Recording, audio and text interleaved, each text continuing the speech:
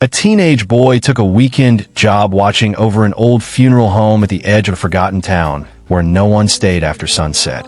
And on his very first night, he noticed the building never made normal sounds because the wooden floors beneath him never creaked. The clocks on the walls ticked out of rhythm, and every room seemed to absorb noise like the darkness itself was listening. But the real fear began when he found a handwritten note hidden inside the basement office warning him to never enter viewing room C after midnight, no matter who called his name from inside.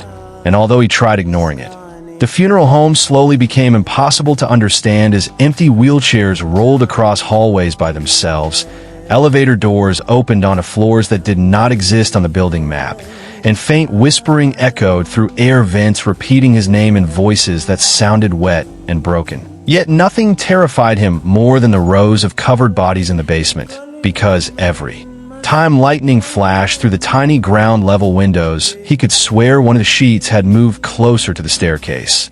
And at exactly 2:44 a.m. the power suddenly failed, plunging the entire funeral home into complete darkness while something heavy began dragging itself across the floor above him, slow enough that he could hear every scrape, every breath, every wet movement approaching the basement stairs. And when his flashlight finally flickered back on, he realized the covered body nearest to him was no longer on the table because the white sheet now stood upright in the corner of the room, dripping black water onto the floor while a voice from underneath whispered, "They buried the wrong person."